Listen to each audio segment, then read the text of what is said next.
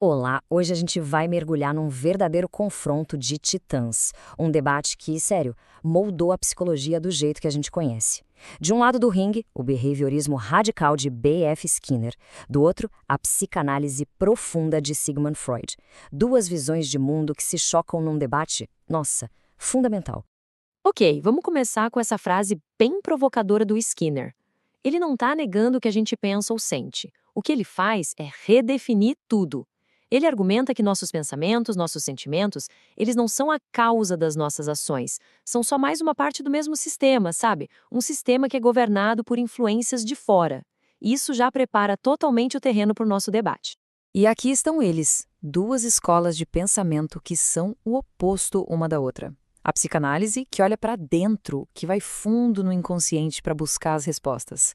E o behaviorismo, que olha para fora, para o ambiente e para como ele molda tudo o que a gente faz. A nossa análise vai passar por 4 grandes temas. Vamos começar tentando entender o que é o eu, depois a gente passa pelo mistério da linguagem, explora as terapias de cada um e, no final, a gente vê se esses dois caminhos, de alguma forma, se encontram. E começa o primeiro round. A briga aqui é sobre nada menos que a essência do ser humano. O que, afinal, significa ser uma pessoa? Uma pergunta que está bem no coração da psicologia. Então, a pergunta central é essa. A gente é definido por forças internas, por desejos e conflitos que a gente nem conhece direito?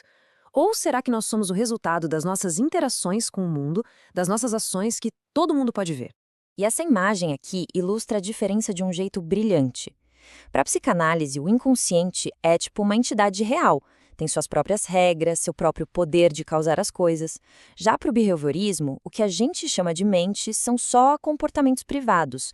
São eventos que acontecem dentro da nossa pele, mas que ainda são governados pelas mesmas leis do ambiente que os comportamentos que todo mundo vê. Do ponto de vista psicanalítico, ignorar o inconsciente é perder a essência de quem nós somos. Pensa só, atos falhos, sonhos, aquelas coisas que a gente repete sem querer, tudo isso aponta para uma força interna que estrutura a nossa vida.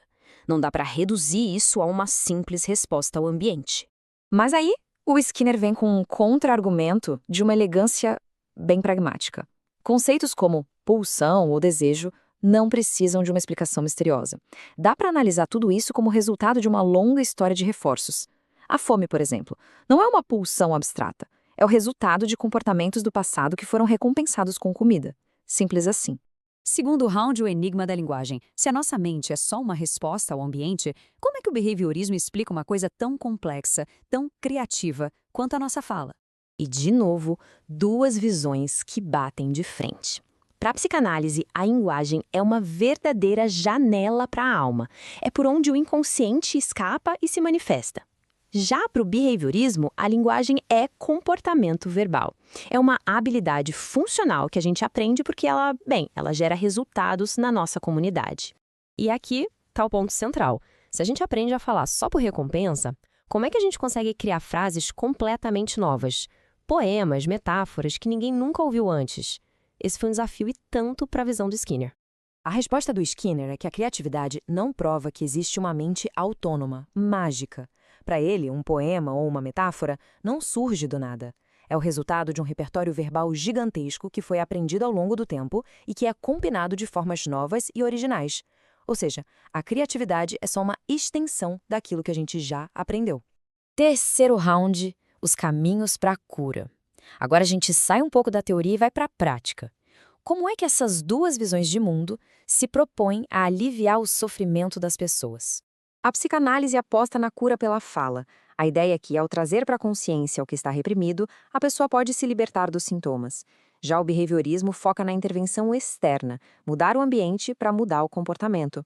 Basicamente, redesenhar as condições que mantêm o sofrimento.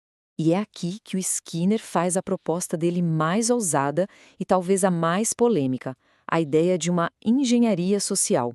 A noção de que a gente pode e deve projetar ativamente a nossa cultura, o nosso ambiente, para reforçar comportamentos que levam à felicidade e ao bem-estar.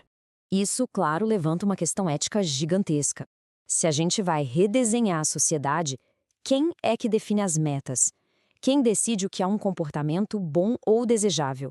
Será que não existe um risco de que esse controle todo acabe virando uma forma de autoritarismo? É uma preocupação super legítima. E depois de tantos confrontos, a gente chega no round final, um pacto pela psicologia. E por mais surpreendente que pareça, esses dois gigantes acabam encontrando um terreno em comum. O ponto crucial é este aqui. Apesar de todas as diferenças, os dois compartilham um objetivo fundamental, que é reduzir o sofrimento. E cada um traz suas armas. A psicanálise nos dá a profundidade das histórias, do simbólico. O behaviorismo, por outro lado, traz o rigor dos experimentos, da previsibilidade. A proposta é que a psicologia, no fim das contas, precisa dos dois. E o que é mais interessante é que, no final das contas, os dois defendem o rigor intelectual. Eles concordam que, não importa a teoria, ela precisa ser justificada com evidências, não só porque soa bonito. O objetivo principal é ajudar as pessoas e não defender uma ideologia a qualquer custo.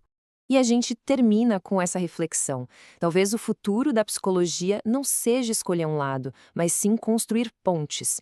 Ter fidelidade não a um nome ou a uma escola de pensamento, mas sim aos dados, à evidência e, acima de tudo, a compaixão por quem busca ajuda.